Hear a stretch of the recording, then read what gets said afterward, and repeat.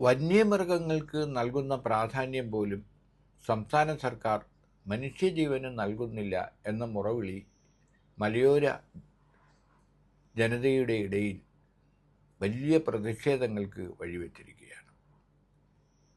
സഭാധ്യക്ഷന്മാരും പ്രതിപക്ഷ നേതാക്കളുമെല്ലാം തന്നെ വനം വകുപ്പിൻ്റെ അനാസ്ഥയ്ക്കെതിരെ, വനം മന്ത്രിയുടെ കെടുകാര്യസ്ഥതയ്ക്കെതിരെ രംഗത്ത് വന്നിട്ടുണ്ട്. കഴിഞ്ഞ ദിവസം ആതിരപ്പള്ളിയിൽ 3 ആദിവാസികളെയാണ് കാട്ടാനക്കൂട്ടം ചവിട്ടിക്കൊന്നത്. ഒരാഴ്ച മുമ്പാണ് പാലക്കാട് മുണ്ടൂരിൽ ഒരു സ്ത്രീയെ കാട്ടാന ചവിട്ടിക്കൊന്നത്. ആതിരപ്പള്ളിയിൽ യുവാക്കളാണ്, ഒരു യുവതിയും 2 യുവാക്കളുമാണ് കൊല്ലപ്പെട്ടത്. അംബിക, 37കാരിയായ അംബിക, 30കാരനായ സതീഷ്, 20കാരനായ സെബാസ്റ്റ്യൻ എന്നിവരുടെ ജീവനാണ് കാട്ടാന കലിയിൽ നഷ്ടമായത്. വനം മന്ത്രി AK ശശീന്ദ്രൻ ചുമതല ഏറ്റെടുത്ത ശേഷം വയനാട്ടിലും ഇടുക്കിയിലും പാലക്കാടും എല്ലാം വന്യമൃഗങ്ങൾ കാടിന് പുറത്തിറങ്ങി ജനങ്ങളെ ആക്രമിക്കുന്നത് നിത്യസംഭവമായിരിക്കുകയാണ്.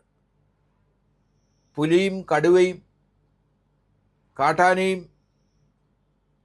കാട്ടുപോത്തും കാട്ടുപന്നികളും എല്ലാം തന്നെ വനമേഖലയിൽ നിന്ന് പുറത്തിറങ്ങി മനുഷ്യരെ ആക്രമിക്കുന്ന അവസ്ഥ. ഇതിനെതിരെ എന്തെങ്കിലും നടപടി സ്വീകരിക്കാൻ വനംവകുപ്പിന് കഴിയുന്നില്ല. വനംവകുപ്പിലെ ഉദ്യോഗസ്ഥർ കാര്യം തീരുമാനിക്കുകയും മന്ത്രി അതനുസരിക്കുകയും ചെയ്യുന്ന അവസ്ഥയാണ്. AK ശശീന്ദ്രൻ എന്ന് പറയുന്ന മന്ത്രി സമർത്ഥനാണെന്ന് സഖാക്കൾ പോലും പറയില്ല, ആരും പറയില്ല. അദ്ദേഹത്തിൻ്റെ പാർട്ടിക്കാർ, NCPക്കാർ പോലും പറയില്ല. നേരത്തെ 1ാം പിണറായി സർക്കാരിൻ്റെ കാലത്ത് ഹണി ട്രാപ്പിൽ അകപ്പെട്ട് മന്ത്രിസ്ഥാനം രാജിവെക്കേണ്ടി വന്ന AK ശശീന്ദ്രനെ തിരിച്ചു കൊണ്ടുവരാനായി ഒരു കമ്മീഷനെ വെച്ച് അന്വേഷണം നടത്തി. അത് മാധ്യമപ്രവർത്തകർ നടത്തിയ ഒരു ട്രാപ്പായിരുന്നു, ഒരു ഗൂഢാലോചനയായിരുന്നു എന്ന് റിപ്പോർട്ട് വാങ്ങി രാഖി രാമാനം അദ്ദേഹത്തെ മന്ത്രിപദവിയിലേക്ക് തിരിച്ചു കൊണ്ടുവന്ന മുഖ്യമന്ത്രി പിണറായിക്ക് ശശീന്ദ്രനോട് ഉള്ള താല്പര്യം, അടുപ്പം എല്ലാവർക്കും അറിയാം. പഴയ കോൺഗ്രസ് എസ്സുകാരായ AK ശശീന്ദ്രനും കടന്നപ്പള്ളി രാമേന്ദ്രനും എല്ലാം ഇടതുപക്ഷ സർക്കാരിന് ഒരു അലങ്കാരമാണ്.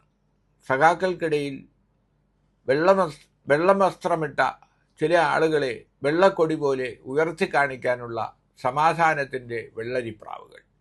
പക്ഷേ ഈ വെള്ളരിപ്രാവുകളെ കൊണ്ട് ജനങ്ങൾക്ക് എന്ത് ഗുണമുണ്ട്, സർക്കാരിന് എന്ത് ഗുണമുണ്ട് എന്ന് പരിശോധിക്കപ്പെടേണ്ടതാണ്.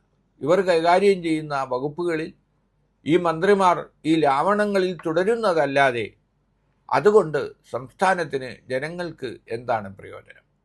എന്തായാലും വനമേഖലയിൽ അതിർത്തികളിൽ താമസിക്കുന്ന മനുഷ്യരുടെ ജീവനും സ്വത്തും സംരക്ഷിക്കാൻ വനം വകുപ്പിന് കഴിയുന്നില്ല എന്നത് ഒരു നഗ്ന സത്യമാണ്.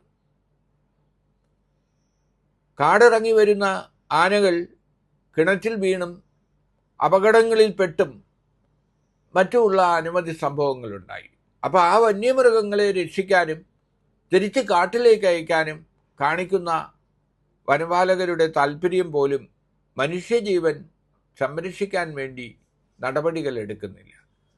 ഇലക്ട്രിക് ഫെൻസിങ്ങുകളോ കിടങ്ങുകളോ അങ്ങനെയുള്ള സുരക്ഷാ സംവിധാനങ്ങളോ തമിഴ്നാട്ടിലും കർണാടകയിലുമെല്ലാം ഏർപ്പെടുത്തിയിരിക്കുന്നത് പോലെ വന്യമൃഗങ്ങൾ വരികയാണെങ്കിൽ എന്തെങ്കിലും ശബ്ദമുണ്ടാക്കി അവയെ തുരത്താനുള്ള ആധുനിക സംവിധാനങ്ങളോ ഒന്നും ഒരുക്കാൻ നമ്മുടെ വനം വകുപ്പിന് കഴിഞ്ഞിട്ടില്ല.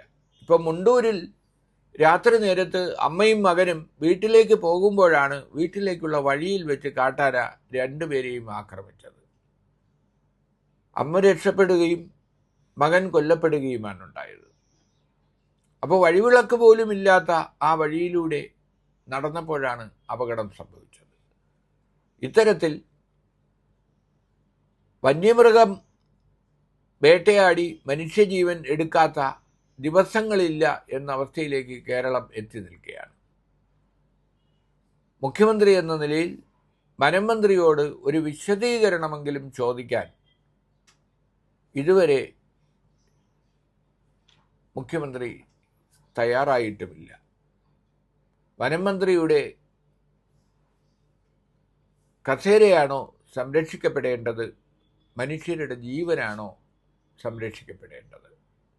മുഖ്യമന്ത്രി മറുപടി പറയേണ്ട ഒരു വിഷയമാണ്.